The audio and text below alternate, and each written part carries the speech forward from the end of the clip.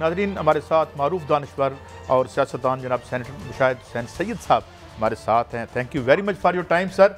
मैं बुनियादी तौर पर ये हजूर ये जो चाइना का हमारा दौरा है और ये जो एक बहस भी छिड़ी हुई है कि दो मुल्कों के दरमियान हम कैसे बैलेंस करें, आपको क्या लग रहा है कि इस दौरे की क्या अहमियत है? कुछ पैसे वैसे भी आने वाले हैं, IMF ने भी पैसे रिलीज़ कर दिए हैं, तो क्या हम अब अच्छे बच्चे बन चुके हैं दोनों अतराफ से या क्या मामला है? सैयद साहब अस्सलाम वालेकुम जी, और आपके व्यूअर्स को मेरी तरफ से बड़ा अस्सलाम वालेकुम।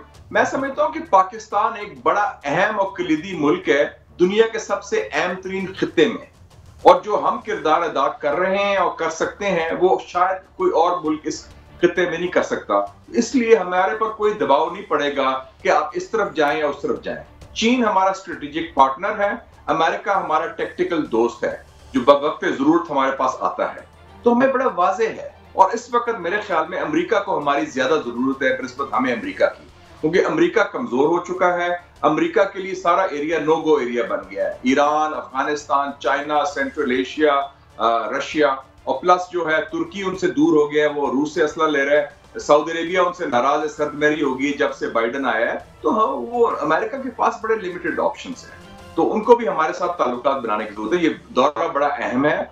बेसिकली हम यकजहती का इजहार कर रहे हैं अपने दरीना दोस्त चीन के साथ, और साथ साथ जो CPEC का दूसरा फेज है उसको हम आगे जान डालने के लिए आगे लेके चल रहे हैं। काश ये जो 3 हफ्ते में होमवर्क किया था इन्होंने ये 3 साल में किया होता तो शायद और उसके मुस्बत नताइज आ जाते, लेकिन देर आए दुरुस्त आए।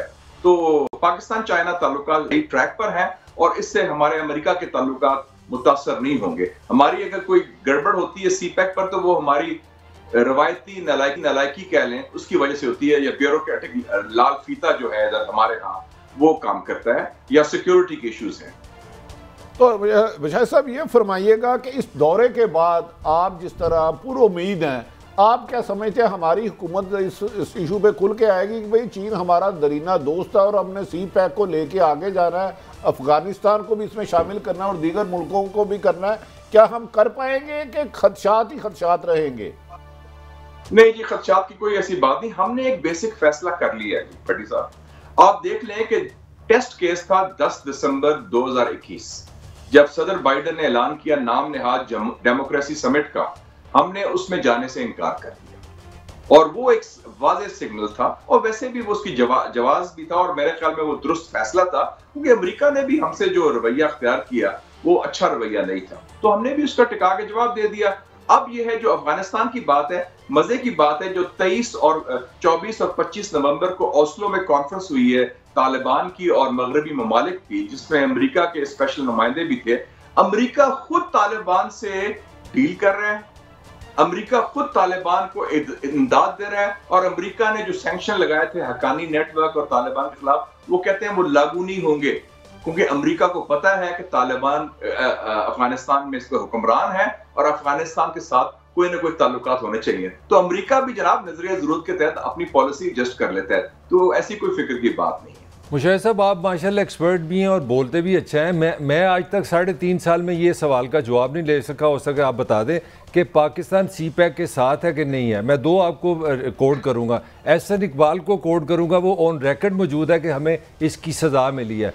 मैं अगर नाम लूँ को मैं 50 बंदे आपको कोड कर सकता हूँ, मुस्लिम लीग नून जिससे आपका भी ताल्लुक़ है, कि हमें CPEC की सज़ा मिली है। पहली बात कि वाकई, और आपके आते ही मुशीर तजारत का बयान मुझे बिल्कुल अच्छी तरह याद है कि ये जो प्रोजेक्ट्स हैं वो ठीक नहीं है। आपके रज़ाक दोस्त साहब ने बिस्मिल्लाह कर दी थी, तो मुझे 3.5 साल में पता नहीं चला कि पाकिस्तान CPEC के साथ है कि पाकिस्तान CPEC के साथ नहीं है। तो प्लीज़ इस पर कोई थोड़ा सा हमारी रहनुमाई करें। देखें जी, लोगों की राय हो सकती है, मैं हक़ाइक़ पर बात करूंगा।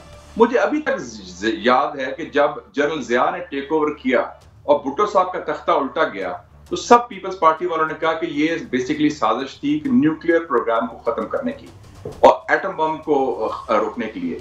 एटम बम प्रोग्राम और मजीद तकवीत पहुंचा और मजीद तेज चला, और ज़ियाउल्लाह के जाने के बाद भी तेज चला, क्योंकि ये प्रोग्राम CPEC की तरह इतना अहम प्रोग्राम है जिसका एक शख्स, एक पार्टी, एक हुकूमत, उसका कश्मीर हो, CPEC हो, न्यूक्लियर हो, ये 3 बहुत बड़े प्रोजेक्ट्स हैं जिस पर मुकम्मल इत्तेफाक राय है। कोई हुकूमत उसको अनडू नहीं कर सकती, चाहे सिविल की हो या फौज की हो। ये be very clear in that. तो मैं समझता हूँ जो फैक्ट स्पीक फॉर देमसेल्व्स। अभी जो है नालायकी जरूर हुई है उसमें, जो नादान कुछ वज़रा थे हुकूमत के, उन्होंने गलत बयान दिए, बेबुनियाद बयान दिए, बाद में उनको नदामत भी हुई और उससे चीन भी थोड़ा सा नाराज हुआ था। लेकिन चीन की पॉलिसी दूरस होती है, 10, 15, 20, 30 साल की। वो स्ट्रेटेजिक पॉलिसी है, पाकिस्तान के साथ ताल्लुक है, वो आज का नहीं बना, वो 60 साल पहले का बना हुआ है। फील्ड मार्शल अयूब खान साहब जब सदर थे, जब भुट्टो वजीर खारजा थे, उस वक्त की बात मैं कर रहा हूँ, 63, 62 की बात कर रहा हूँ। तो ये ताल्लुकात पुख्ता है, इसमें कोई बिगाड़ नहीं सकता। और सीपैक को आगे ले जाना ये पूरा नेशनल कंसेंसस है, इत्तेफाक है बशमूल मौजूदा हुकूमत और माजी की हुकूमत और आइंदा आने वाली हुकूमत जो भी हो। अच्छा ये बताइए शाहजहां सैयद साहब, एक ये भी राय पाई जाती है, गलत या सही, कि हमारी जो लोकल पॉलिटिक्स है या जो लोकल जो पावर स्ट्रगल है, इस पर भी जो पाक चीन या पाक यूएस ताल्लुकात का बड़ा असर होता है और उधर से आती हैं क्या कहते हैं नॉड्स आती हैं। ये कहाँ तक बात दुरुस्त है या ये हमारा इंटरनल मामला है और एस्टेब्लिशमेंट तक ही है? देखें जी, मुझे याद है जब मैं जर्नलिस्ट था तो मैंने टर्म कॉइन की थी, वो अमेरिकी सफीर होता था रॉबर्ट ओकले, तो मैंने आर्टिकल लिखा था कि ये ओकले जो है ये वाइसरॉय बना हुआ है। आपको याद है 1988 में जी बिल्कुल team I, transfer of power हुआ, बेनजीर भुट्टो साहबा को गुलाम इसाक खान मान नहीं रहा था, तो उस वक्त सफीर था ओकले जनरल जिया के जाने के बाद, और बड़ा फने खान फूफा थी उसकी। अब अगर आप आप तो लाहौर में रहते हैं ना, मैं भी वैसे बेसिकली लाहौरी हूँ लेकिन अब इस्लामाबाद में जरा मुकीम हूँ, तो मैं देखता हूँ जब मैं किसी पार्टी में जाता हूँ तो मुझे आप पूछेंगे कि अमेरिका का सफीर कौन है, तो मुझे पहचानने में दिक्कत होगी। मैं वैसे कह रहा हूँ, अभी तो सफीर है भी नहीं पिछले 3 सालों से, जब आएगा, लेकिन जो भी नाज़िम अल-उमूर है, चीनी सफीर या सऊदी सफीर या तुर्की का सफीर, आप दूर से कहेंगे वो जी तुर्की का है, वो चीन का है। अमेरिकी सफीर का चेहरा भी पहचानने में आपको मुश्किलात होगी। पाकिस्तान तब्दील हो चुका है, अमेरिका का वो असर नहीं है, लेकिन आई एम सॉरी टू से हमारे जहनों में चाहे कुछ सियासतदान हो या सहाफी हो, वो है जी अमेरिका सवार है जी। अमेरिका जब आंख मारेगा तो ये होगा, उनका कोई कंट्रोल नहीं रहा अब पुराने जमाने की तरह, उनका असर हमारी जेहन में जरूर है। अमेरिका अब जवाल शुदा पावर है, डिक्लाइन कर रहा है। मैं अभी अमेरिका गया हुआ था 2 महीने पहले, मेरी वॉशिंगटन में लोगों से मुलाकात भी हुई, कांग्रेस में मुलाकात हुई, हर लेवल पर हुई। वो अमेरिका जिसमें मैं 4 साल रहा था वो अमेरिका नहीं रहा, ये एक तकसीम शुदा अमेरिका है, कमजोर अमेरिका है, और उसमें खाना जंगी की सूरत हाल है, डेमोक्रेट्स और रिपब्लिकन। जो हमारे हालात हैं उससे ज्यादा बदतर हैं पोलराइजेशन के हवाले से, ये भी मैं बता। अच्छा मुशाहिद साहब, इसका मतलब है आप बड़ी एस्टेब्लिशमेंट का इशू है और हमारा अपना इशू है, और एस्टेब्लिशमेंट को भी हम सब उसकी तरफ देखते हैं कि जी पिंडी से कब कॉल आएगी। वो अपना काम आप ठीक करें तो खुद ही आपके पीछे आ जाएंगे लोग। मुशाहिद साहब, जो आपने गुफ्तगू की बड़ी मेरा ख्याल नफी तुली की कि अमेरिका बवक्त ज़रूरत हमारे पास आता रहा, कभी उसने हमारी ज़रूरत का इस्तेमाल नहीं किया, तो क्या इसका अदराक हमारी हुकूमतों को, एस्टेब्लिशमेंट को हो चुका है कि अब हमारे पास ऑप्शन है, हम चीन के साथ भी रहें और बवक्त ज़रूरत जैसे अमेरिका हमें इस्तेमाल करता है उसके साथ भी रहें? तो इसमें तो भाव अब काफ़ी क्लियर हो चुका है, क्योंकि वो एक कमज़ोर हो चुका, लागर हो चुका है। अब उसी के मानने वाले यूए या सऊदीया सारे चीन बैठे हुए हैं जो कभी उसके इशारों पे चलते थे। आप ये देखें कि सबसे बड़ा अमेरिकी अड्डा इस खित्ते में कतर में है, जो सेंट्रल कमांड का हेडक्वार्टर है, जहां से पूरी सप्लाई होती थी इराक की जंग की, अफगानिस्तान की जंग की। उसके बाद सबसे बड़े अड्डे उनके यूएई में हैं, अब सऊदी अरेबिया में भी उनके अड्डे हैं, मिस्र से उनके ताल्लुकात है। इस सारे ममालिक के कायदीन पहुंचे हुए हैं आज बीजिंग में शी जिनपिंग की दावत पर, और अमेरिकी शायद साहब मैं इसी चाइना के हवाले से पूछना चाह रहा था। 2 छोटी मोटी चीज़ें मुझे पता है, correct me if I am wrong. एक तो हमारे वज़ीर आज़म साहब को वो विंटर ओलंपिक्स का भी मौका मिलेगा देखने का, ये भी एक पर्पज़ है, वन ऑफ द ट्रिप। दूसरा, हमने $3 बिलियन उनसे उधार मांगना है। व्हाट एल्स इस दौरे में और क्या हो सकता है, और why we are going there?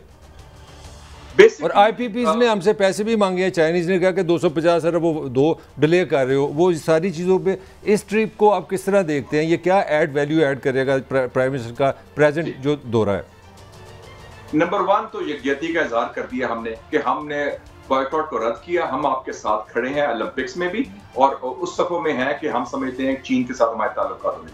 दूसरा, जो आपके हाई लेवल मीटिंग्स 2 सालों से नहीं हुई चीन के साथ, प्रेसिडेंट कल प्राइम मिनिस्टर से मुलाकात है ली केचियांग के साथ, और परसों गालिबन शी जिनपिंग के साथ है प्राइम मिनिस्टर। और तीसरा ये है कि सीपैक का जो सेकंड फेज है, पहला फेज कामयाब हो चुका है, वो कंप्लीट हो चुका है। इंफ्रास्ट्रक्चर और तवानाई का इशू जो है अब सेकंड फेज के लिए हम तैयार कर रहे हैं इस सिलसिले, और उसके लिए खास तौर पर कोर इशू क्या है, वो है relocation of Chinese industry. China में जो इंडस्ट्री स्मॉल और मीडियम है वो अगले 10 सालों में रीलोकेट होगी, क्योंकि चीन का जो लेबरर है वो 80,000 तनख्वाह है, हमारे लेबर की तनख्वाह 20,000 रुपए है औसतन, मैं कह रहा हूँ। वो अब वो इंडस्ट्री जाएगी Sri Lanka, Cambodia, Vietnam, Philippines, Malaysia और इंशाल्लाह पाकिस्तान भी, अगर हालात साजगार हम उनके लिए तैयार करें तो हम कहेंगे इधर आए। और हमने लिस्ट दी है 5-6 इंडस्ट्रीज की, उसमें टेक्सटाइल है, फुटवेयर है, फर्नीचर है, आईटी है, ये सारे, इस पर आप इन्वेस्ट करें। लेकिन हमारे यहाँ एक बड़ा प्रॉब्लम है, कबाहत है कि एक तो इम्प्लीमेंटेशन नहीं होती फैसले की, और दूसरा जो लाल फीता ये अंग्रेज छोड़ गया है, ब्यूरोक्रेसी, इंडिया भी हो पाकिस्तान भी हो, वो इतना सख्त है कि the left hand doesn't know what the right hand is doing. और हम जो कहते तो हैं कि हम करेंगे वन विंडो ऑपरेशन, अगर आपने इन्वेस्टमेंट करनी है भट्टी साहब पाकिस्तान में, अगर फॉरेन इन्वेस्टर है आप, तो 37 एनओसी चाहिए आपको, 37 अप्रूवल्स एंड वफाकी हुकूमत, इंटीरियर, सूबाई हुकूमत मिला के। इसमें कौन आएगा इन्वेस्ट करने के लिए?